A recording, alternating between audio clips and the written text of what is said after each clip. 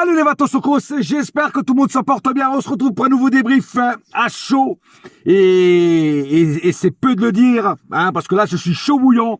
Hein, quand je vois un match de bras cassés, parce qu'il n'y a pas d'autre mot, hein, quand je vois ce match de bras cassés avec des joueurs qui sont pétés tous les jours, frère, hein, qui sont en barres de chocolat, qui se sont décomposés sur le terrain, bah, t'as envie de leur mettre des baffes à ces joueurs-là. T'as envie de leur mettre des baffes. Tu te demandes encore ce qu'ils font Paris Saint-Germain.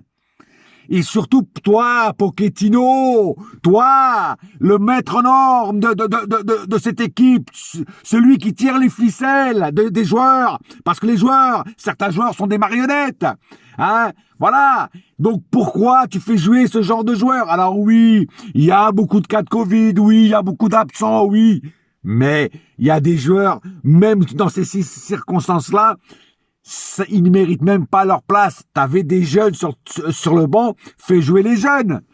Et puis il y a un autre truc aussi qu'il faut qu'on me dise, hein, Sergio Ramos. C'est quoi le problème avec Sergio Ramos? Tu l'emmènes, tu le fais pas jouer. Tu préfères faire jouer Kimpembe. Laisse au repos Kimpembe et fais jouer Ramos contre des équipes comme Lyon. Franchement. Non, enfin, match pourri. Franchement, match pourri du début à la fin. Du début à la fin, frère. Hein, aucune envie de jouer, ces joueurs. Aucun fond de jeu, aucune tactique, rien. Le néant. La première mi-temps, franchement, qu'est-ce qu'on a fait? À part courir derrière le ballon. Les Lyonnais, ils faisaient ce qu'ils voulaient.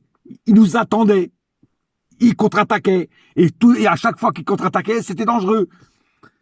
Non, mais c'est pas possible d'avoir des brels comme ça sur le terrain, c'est incroyable, frère. T'as certains joueurs, c'est des brels. Et t'as certains joueurs qui perdent le ballon et qui courent pas, qui restent là, hein, vas-y. Mec, hey, cours à ma place, s'il te plaît, parce que voilà, tu sais quoi, je suis trop fatigué, j'ai déjà trop donné, frère. Vas-y, cours à ma place, s'il te plaît, parce que là, franchement, tu vois, non, j'ai pas envie de courir, là. Non, mais faut arrêter les conneries, frère. Faut arrêter les conneries. Hein? Et puis la deuxième mi-temps, c'est pareil. La deuxième mi-temps, il y a rien, pas de percussion, pas de rien. Je sais même pas quoi dire. Tellement il y avait rien, frère. J'ai même pas les mots. J'ai même pas les mots pour expliquer le match de ces putains de taupes. C'est des taupes, ces mecs. Ils sont sous la terre, qui font des trous, voilà. Des petits trous, toujours des petits trous. Non, mais c'est incroyable, ça. C'est incroyable. Comment tu peux payer des joueurs à ce prix-là et voir ce qu'ils ramènent sur le terrain, quoi. C'est un truc de fou, frère. Et vous vous rendez compte? On arrive à égaliser par un joueur, hein, que tout le monde critique, que tout le monde descend, que tout le monde défonce. Et c'est lui qui nous sauve de la défaite, frère. C'est grâce à lui, on a quand même réussi à aller chercher un point. Hein? Et ce soir, je vais l'appeler le roi Kerrer. Le roi Kerrer. Parce qu'il a été royal. Il nous a fait une rentrée royale.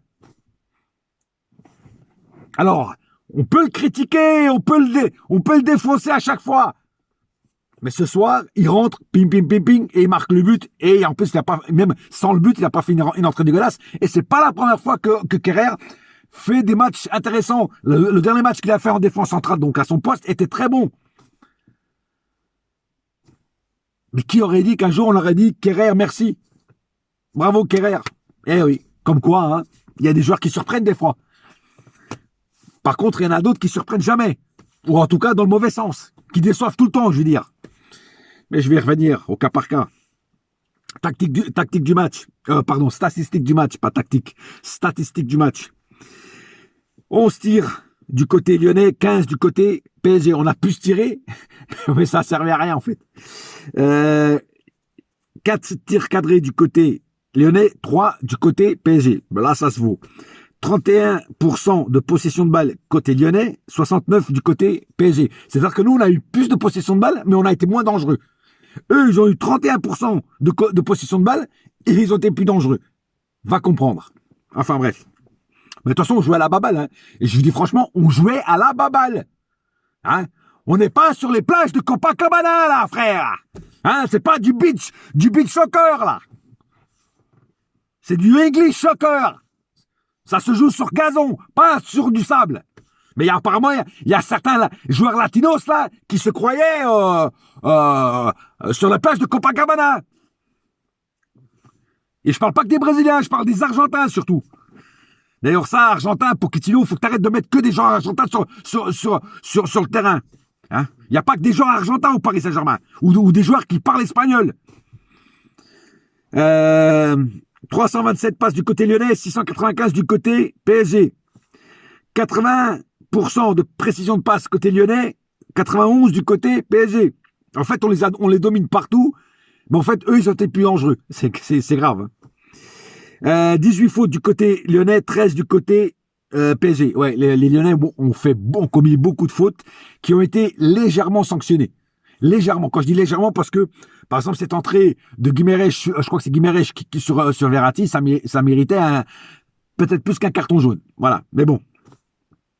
Et une faute aussi sur je sais plus qui, là, qui méritait aussi, c'était un carton, il lui a mis un carton jaune, mais pour moi, c'était plutôt un carton orangé, tu vois, c'était déjà presque un rouge. Mais bon. On va pas se cacher derrière l'arbitrage. Ce n'est pas notre style. 2 cartons jaunes des deux côtés, aucun carton rouge, aucun hors-jeu du côté lyonnais, 2 du côté PSG, 2 corners du côté lyonnais, 7 corners du côté PSG. Donc 7 corners, vous vous rendrez compte, 7 corners, on n'a pas réussi à marquer. Mais ça, ça m'étonne pas. Enfin bref. Ensuite, passons au cas par cas. Alors, le cas par cas, je commence évidemment par le gardien, Navas. Keylor Navas, qui a encore été très bon ce soir, qui nous a fait des très bonnes parades. Le but qui se prend, évidemment, il n'y peut rien. C'est la faute de la défense. Et là, j'ai posé un petit coup de gueule sur la défense, mais je vais y revenir. Parlons déjà du gardien. Navas, toujours très bon. Il nous a sauvé encore de beaucoup d'un calvaire, d'une défaite, ou plutôt d'une humiliation, parce que tous les stoppages de ballon qu'il a fait, ça aurait pu aller au fond. Je vous dis franchement. Donc pour moi, un très très bon match encore une fois de Keylor Navas ce soir. Et heureusement qu'on l'a encore. Heureusement. Voilà, parce que si on n'aurait pas Keylor Navas, si on n'aurait que Donnarumma ne serait pas là ce soir, on serait tapé Sergio Rico, même si j'ai rien contre Sergio Rico, mais c'est quand même un niveau en dessous. Voilà. Dagba, c'est plus possible. Dagba, ce n'est plus possible. Trop faible, niveau trop faible pour le Paris Saint-Germain. Dagba, ce n'est plus possible. Il faut trouver une doublure à Hakimi qui est à la canne. Dagba, il se faisait manger sur tous les duels. Et puis Dagba, le mec, il ne s'est pas centré. Hein, il a fait 1 ou 2 centres. Ils étaient pourris, ces centres, frère. Dagba, entraîne-toi à l'entraînement à faire des centres. Mais sinon, le niveau, c'est pas possible. Dagba, moi, je l'ai toujours dit, Dagba, c'est trop faible. C'est trop faible, Dagba. Voilà. Alors, quand tu vois que Dagba, c'est faible contre Lyon, alors en Ligue des Champions, mon frère, il se fait défoncer, frère, du début à la fin. Marquinhos, très bon match, très bon tacle, propre. Beaucoup de fois, il nous sauve la vie aussi, sur des actions dangereuses de Lyon. Ce petit tacle avec la jambe comme ça derrière, tac, comme ça, qui stoppe l'attaque du joueur lyonnais. Franchement magnifique. Et voilà, encore un très très bon match de Marquinhos. Pareil pour Kimpembe, il a fait un match sérieux, solide sur ses appuis, même si je trouve que la défense du Paris Saint-Germain ce soir a commis une petite erreur au moment du but. Il est tout seul. Au moment du but, ils ont commis une petite erreur, mais c'est pas que sur le but. Il y a des moments où la défense montait trop haute, il n'y avait personne. Le seul qui redescendait, c'était Dagba, je crois que c'était Dagba ou Herrera, je sais plus. Non, c'était Dagba et Paredes qui venait sauver. C'est un truc de malade, frère. Où était notre défense à ce moment-là? Ils étaient montés trop haut. Donc là, ils ont commis une erreur. Et je parle les quatre ensemble. Voilà. Mais c'est la seule erreur grave qu'ils ont commis pour moi. Le reste, ça a été. Nuno Mendes, ce soir, il a été excellent. Venez pas me dire qu'il a été pourri ou quoi que ce soit. Hein. Et je suis pas en train de le défendre parce qu'il est portugais. Arrêtez avec ces conneries. Nuno Mendes, ce soir, a fait une bête de match. Sérieux, percutant, vitesse, percussion, des centres. En veux-tu, en voilà. Des bons centres, des un peu moins bons. Je vais être aussi clair. Il a fait des centres un petit peu merdiques, mais la plupart des centres étaient bons. Et il mouillait le maillot, il perdait le ballon, il essayait de le reprendre. Il a tenté tout et n'importe quoi, Mendes, mais il a tenté.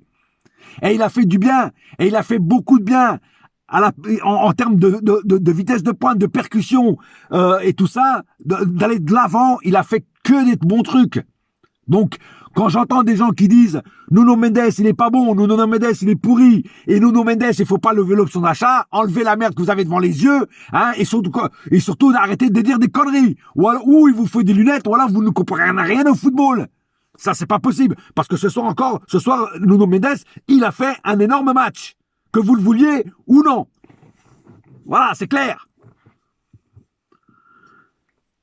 Par contre, au milieu, ça, c'est pas la même histoire. Paredes, à quoi tu sers, Paredes? Tu portes un nom qui, normalement, devrait être une lumière. Paredes, ça veut dire le mur. Paredes. En portugais, ça veut dire le mur. Mais en fait, tes parents ou ta famille se sont gourés dans ton nom, frère. Parce que tu n'es pas un mur. Tu n'es rien. Tu n'es rien.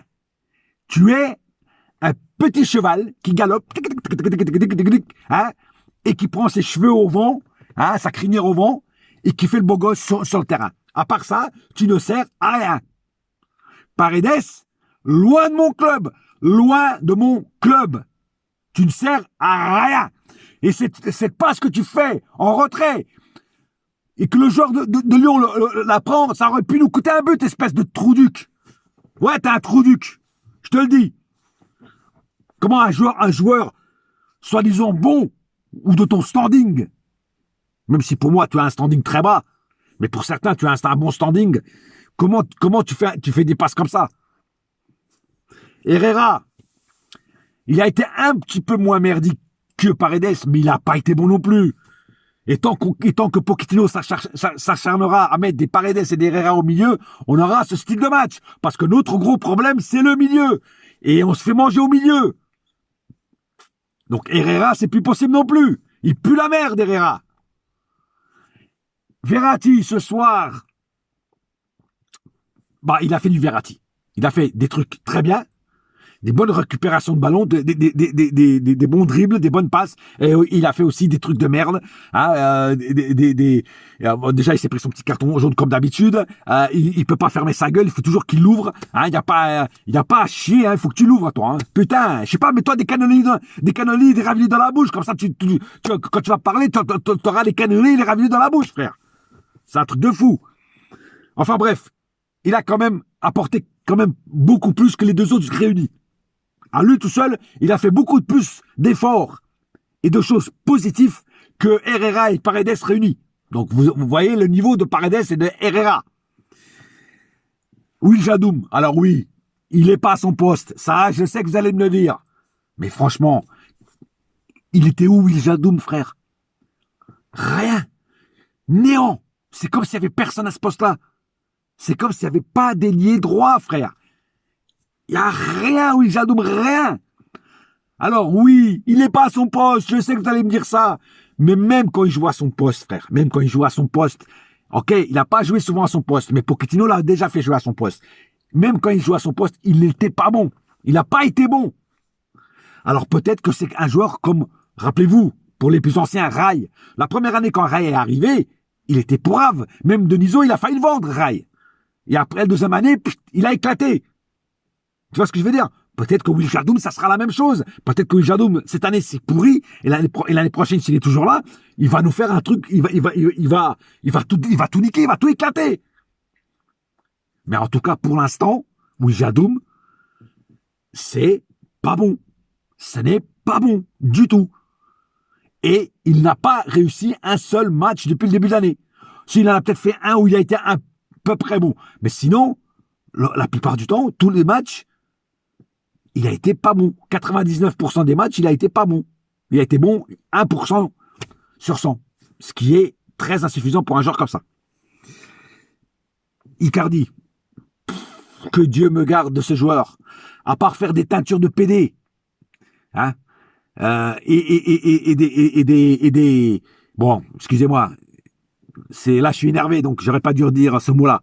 Bon, des teintures, voilà, des teintures. Au lieu de faire des teintures de merde sur ses cheveux, là, hein, et de montrer ses tatouages sur les réseaux sociaux, hein, tu ferais mieux d'essayer de marquer des buts et de te placer correctement et de faire des trucs bien sur le terrain. Hein, parce qu'à part bouffer des Doritos sur la plage avec ta meuf de merde, là, tu ne sers strictement à rien. À rien. Rien. Nul. Casse-toi. Et désolé pour le mot, c'est sur le coup, tu vois. J'ai rien contre les homosexuels. Mbappé, pareil. Mbappé, ce soir, c'est le seul qui a proposé des choses intéressantes. Percussion, dribble, proposition. Bon, il a été peut-être un petit peu gourmand. À un moment, il aurait pu passer le ballon à l'autre betterave de Icardi, mais il a préféré tenter, il l'a loupé. Bon, il a fait aussi beaucoup de poteaux. Il a joué un petit peu les Messi, question de poteaux. Je crois qu'il voulait battre le record de Messi en termes de poteaux. Voilà, mais sinon, c'est quand même le seul qui a aussi devant qui s'est battu pour marquer des buts. Il a pas réussi à marquer de but, mais il a proposé pas mal de trucs intéressants. Donc, on va dire quand même qu'il a fait quand même dans l'ensemble un bon match. J'ai bien aimé les rentrées de Michut qui a fait cette passe D à Kerrer pour le but. Hein, voilà. Et Wijadom, j'allais dire. Xavi Simons aussi a fait une entrée intéressante. Ipembe, bon, il a été trop court. J'ai pas eu le temps vraiment de le juger. C'était pratiquement à la fin du match. Voilà. Mais les petits jeunes, en tout cas, on peut dire que grâce à eux, la physionomie du match a un petit peu changé. Et grâce à eux, on sort quand même de là-bas avec un match nul et non pas une défaite. Voilà. Voilà, j'ai à peu près fait le tour du match, pas plus à dire. En tout cas, un match pour moi très décevant encore une fois. Alors oui, beaucoup d'absents, tout ça, mais c'est pas une excuse et c'est pas une raison. Et il faut qu'on m'explique aussi quel est le problème avec Ramos. Pourquoi Ramos ce soir n'a encore pas joué? Le mec est payé une fortune et il est sur le banc, il ne le fait pas rentrer même pas 10 minutes.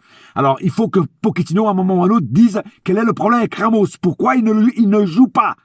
Pourquoi il ne joue pas? Il faut que quelqu'un le dise. Ou il l'aime pas, ou je sais pas, il y a quelque chose avec Ramos. C'est pas possible. Vous avez peur que quoi? Qu'il se pète encore? Ben s'il se pète, il se pète. Mais tu le fais jouer. Si tu le fais pas jouer contre Lyon, tu le feras jamais jouer. Merde. Ah, tu le réserves pourquoi? Pour le Real Madrid? Alors c'est-à-dire qu'avant le Real Madrid, avant le match du Real Madrid, il jouera pas. Ah, faut arrêter quoi. Faut arrêter. À un moment ou à l'autre, il faut arrêter les conneries. Voilà. Sur ce, un seul cœur, un seul club, c'est celui-là quand même, même si nous mettent dans des états qui nous rendent dingues, mais on l'aime quand même ce club. Voilà. Un seul cœur, un seul club, c'est Paris ma gueule, yes my friend, et la saga continue. Allez, bonne soirée. Voilà.